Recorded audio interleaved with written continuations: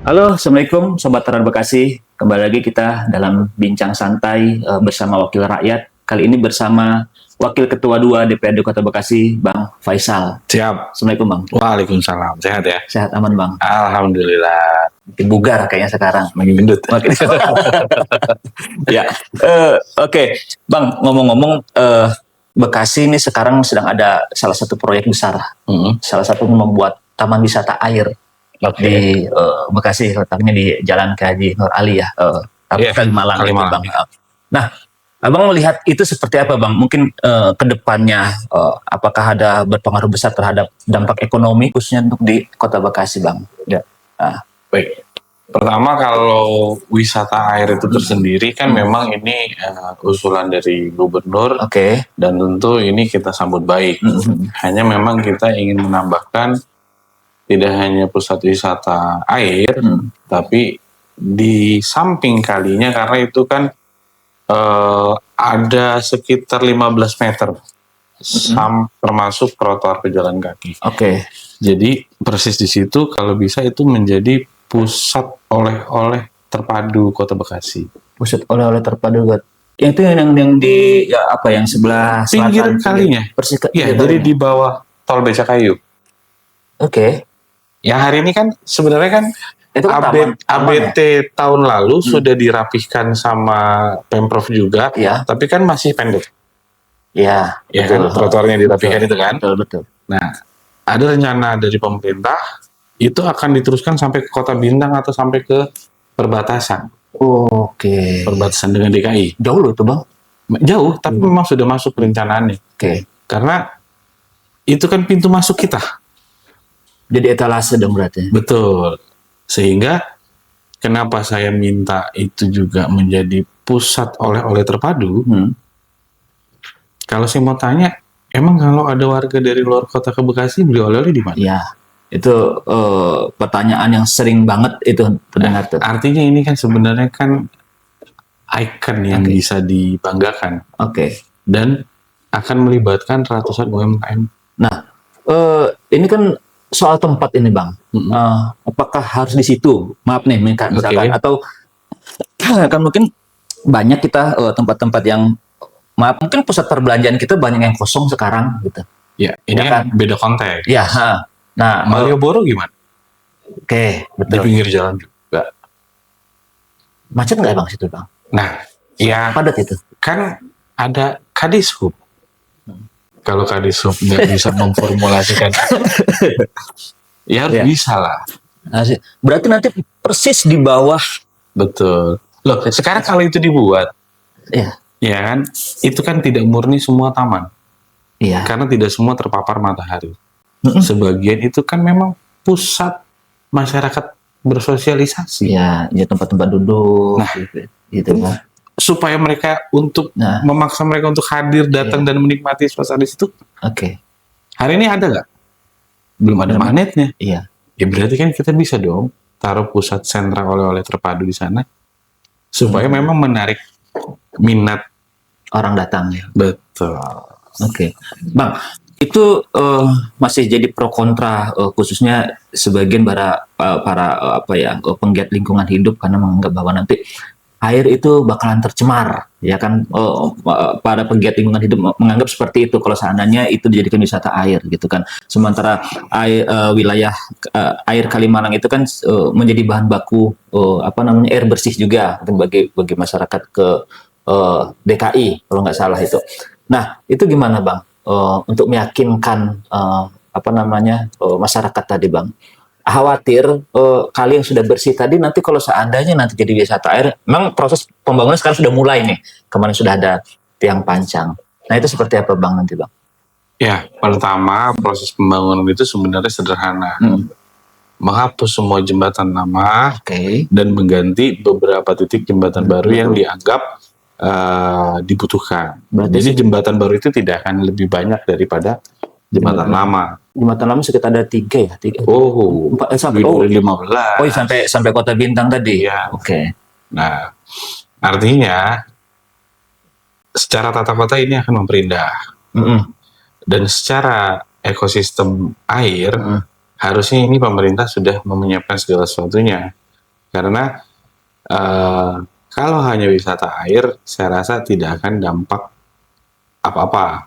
Tapi kan di tempat lain aja, itu sungai yang paling kotor pun punya konsep terbarukan untuk bagaimana menjernihkan air dan lain sebagainya. Artinya, sebenarnya kebutuhan apapun yang dianggap itu baik, sebenarnya semua sudah tersedia. Tinggal nanti pemerintah mau mengambil langkah yang seperti apa. Gitu. Berarti nanti ada teknologi tambahan lagi nih di situ tuh. Harusnya ya. Iya, karena kan pemerintah harus bisa melihat ini keberlanjutannya kan. Betul. Jadi nggak hanya air langsung sungai langsung kita jadikan wisata air, tapi di situ juga nanti ada teknologi untuk menyaring air tadi ya, supaya minimal menjaga tetap bersih tadi, gitu Bang. Nah, tadi soal apa tadi menarik tuh soal UMKM ya, menjadi pusat jajanan itu. Berarti pusat oleh-oleh.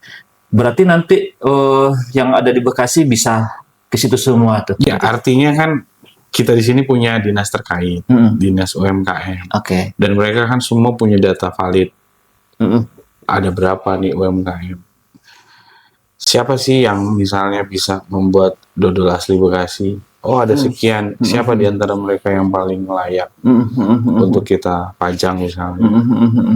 Ya sudah, nanti itu bisa aja diseleksi kan. Contoh misalnya souvenir ya. Kita belum punya loh. Iya. Kita berbatik ya Bang ya. Iya, artinya untuk sekedar gantungan kunci misalnya I Love Bekasi kan kita nggak ada. Atau mungkin baju yang murah, kaos-kaos yang murah gitu kan. Semua daerah udah punya. Iya, kita belum ya.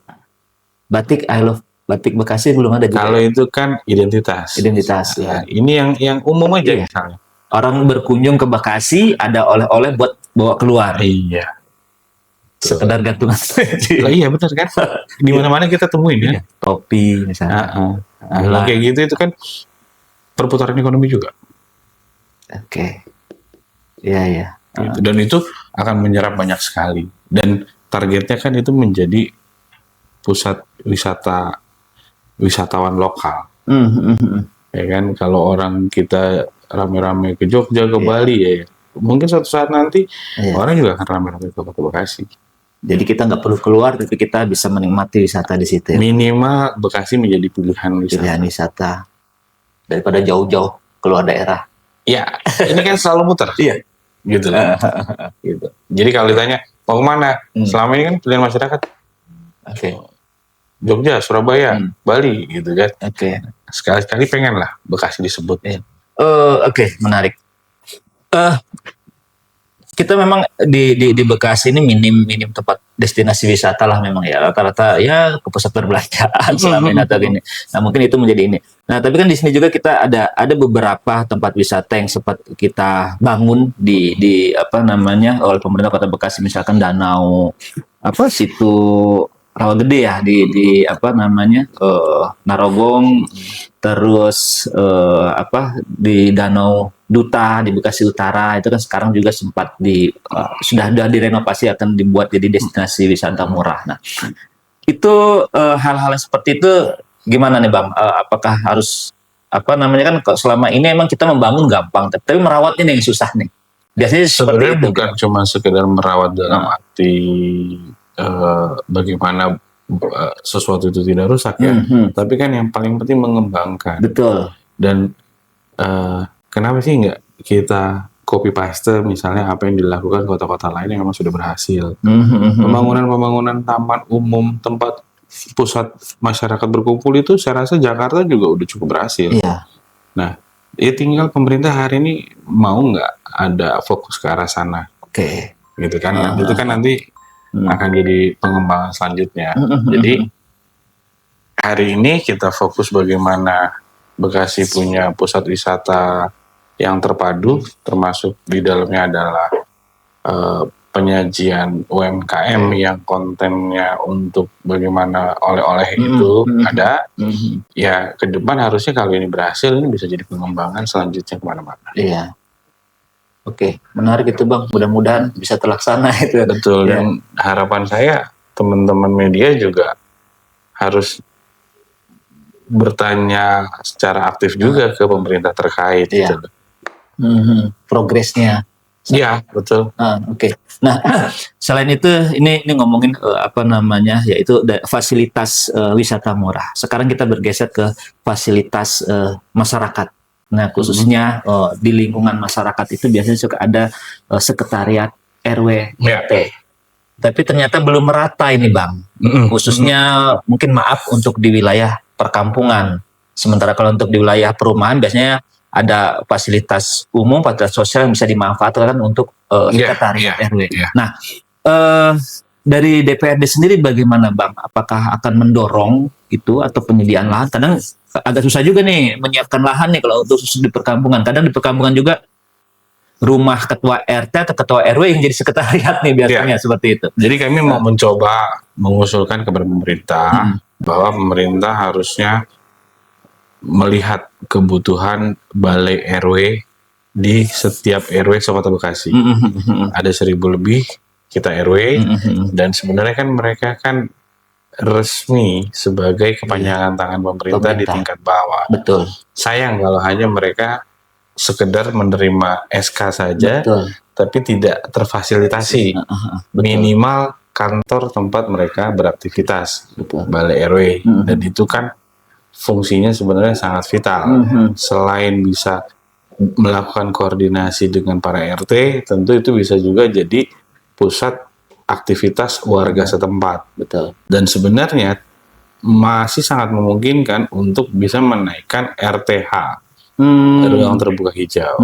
Lagi-lagi kalau kita mengcopy paste apa yang dilakukan DKI misalnya hari ini sudah berhasil, itu pemerintah banyak membeli tanah-tanah masyarakat yang agak-agak nyempil. Yang mungkin mereka juga kesusahan untuk menjual, kurang strategis, ya pemerintah belilah itu. Ya kan, berarti kan jadi win-win solusi. Iya.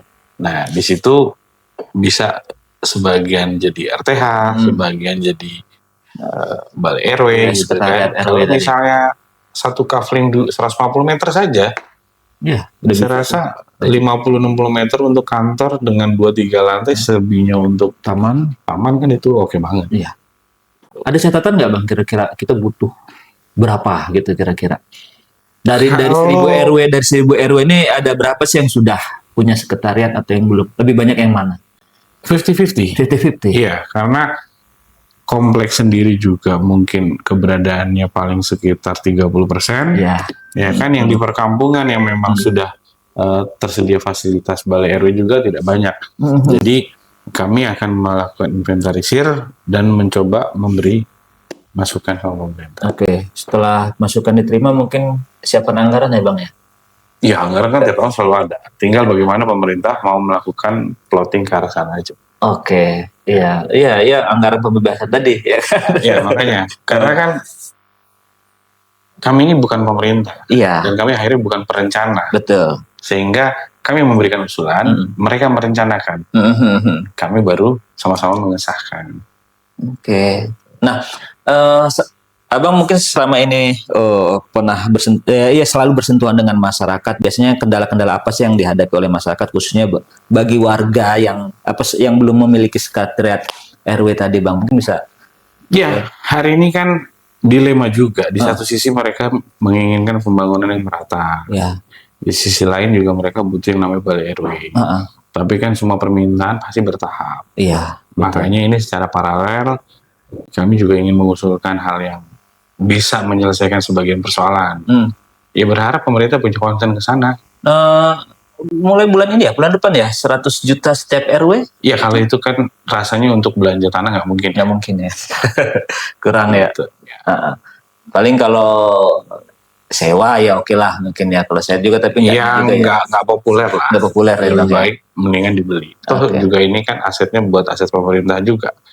Dan untuk menaikkan persentase RTH juga. Iya, apalagi RTH kita belum sampai 30% ya, Bang ya. Iya, makanya ini harus segera dirumuskan sama pemerintah.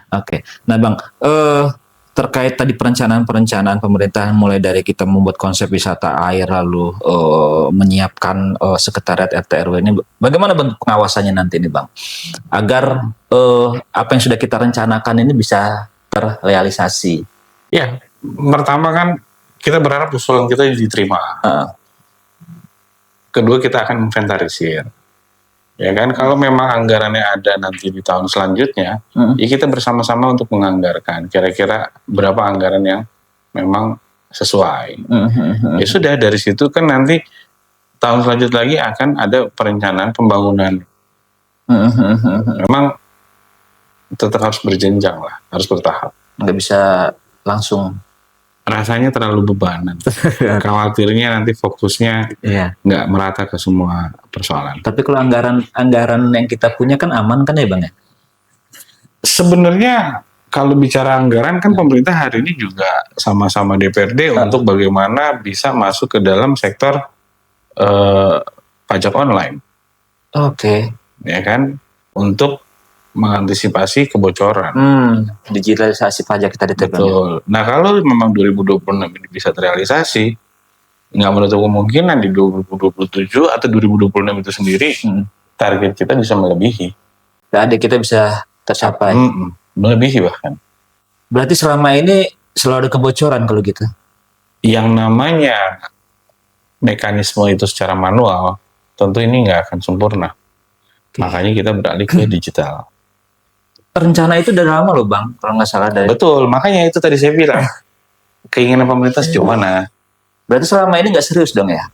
Kalau seandainya mungkin punya prioritas lain. Oke. Tapi rasanya untuk tahun depan harus udah benar-benar fokus kepada digitalisasi pajak. Harus jadi prioritas kalau kayak gitu.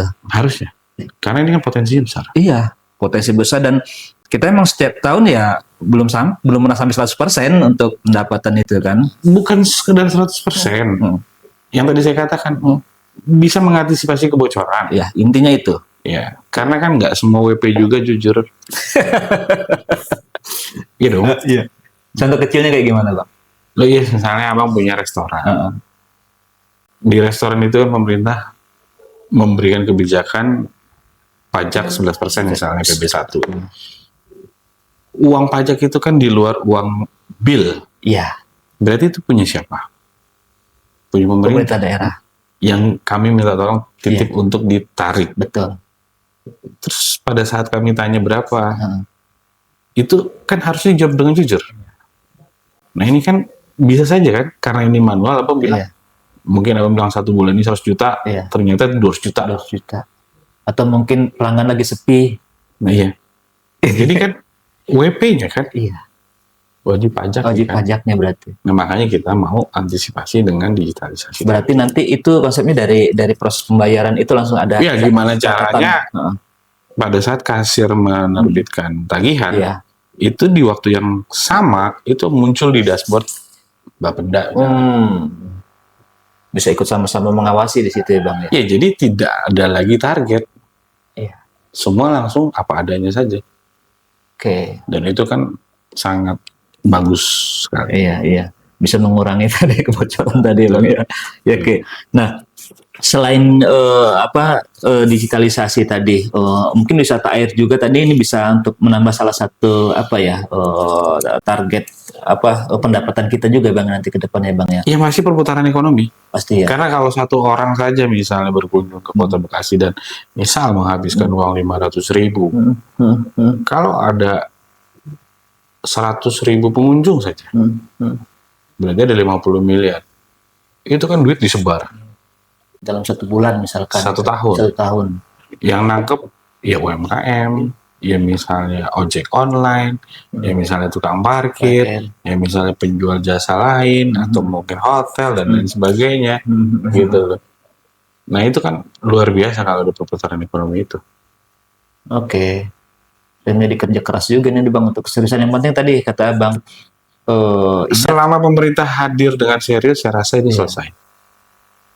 Dan melihat itu sebagai prioritas juga ya pasti Bang ya. Ya kalau itu kan memang udah dicanangkan. Iya. Jadi kita tinggal tunggu tahun depan. Iyalah, karena ya soal digitalisasi itu kan rencana itu ya kita juga sudah mendengar dari lama lah, cuma kan belum terlaksana. Ya mudah-mudahan di 2026 tadi ya kata Abang tadi harus sudah dilaksanakan kayak gitu. Oke Bang, mungkin terakhir terkait skala prioritas tadi dan keseriusan pemerintah tadi tuh. Nah, dari DPRD akan mendorong seperti apa Bang nanti Bang? Agar ya perencanaan-perencanaan yang sudah ini tuh harus berjalan matang, harus berjalan dengan koridor yang sudah kita rencanakan masing-masing. Iya, sebenarnya kan dalam rapat-rapat setiap saat pun kami selalu mengingatkan. Apalagi kan di DPR ini kan udah jelas komisi-komisi terbagi. Mereka memiliki mitra-mitra terkait. Di dalam rapat-rapat itu kan tentu hal yang dianggap penting akan menjadi pembahasan dan menjadi kesepakatan bersama. Ya kalau itu semuanya lancar ya saya rasa bisa terkendali. Dan hari ini kan sebenarnya di luar konteks semua tadi ada berita menarik dari Pak Presiden melalui Kementerian Keuangan bahwa informasinya seluruh hutang BPJS kelas 3 yang hari ini tidak terbayar akan dinolkan per 1 November. Sehingga buat masyarakat yang selama ini memang ternyata terhambat karena memang memiliki hutang dengan efek latar belakang banyak hal ya, COVID, pemecatan dan lain sebagainya, ini kan akan bernafas lega. Dan harapan kami per 1 November mereka tinggal terus melakukan pembayaran yang terbaru per bulan tanpa harus memikirkan yang lama hutang lama. Dan itu juga menjadi ya angin segar lah buat masyarakat Bekasi ya. Jelas. Karena kan hari ini kan konteks kesehatan udah terpusat sama BPJS. Apalagi mungkin sering Abang kemarin pernah menemukan orang-orang yang kesulitan membayar rumah sakit, ya kan? Membayar BPJS. Iya. Kalau membayar rumah sakit kan BPJS. Ya intinya seperti itu. Jadi karena mau ke rumah sakit ternyata BPJS-nya masih ada tunggakan, kan banyak tuh yang seperti itu. Ya semoga tahun depan sudah nggak ada lagi ya. Mulai November lah tentunya. Iya, sudah clear kok itu. Oke, Bang, terima kasih. Mudah-mudahan apa yang kita sudah rencanakan, pemerintah rencanakan dengan legislatif tadi bisa terrealisasi dengan maksimal. Khususnya rencana wisata air dengan konsep UMKM atau wisata merchandise tadi. Iya, oleh terpadu bisa terrealisasi dengan maksimal, dan tentunya yang paling penting tadi tahun depan rencana pembangunan sekretariat RW RT itu bisa menjadi skala prioritas ya. Amin. Kita tunggu realisasinya. Terima kasih Bang. Assalamualaikum warahmatullahi wabarakatuh. Waalaikumsalam. Terima kasih Bang. Sukses selalu.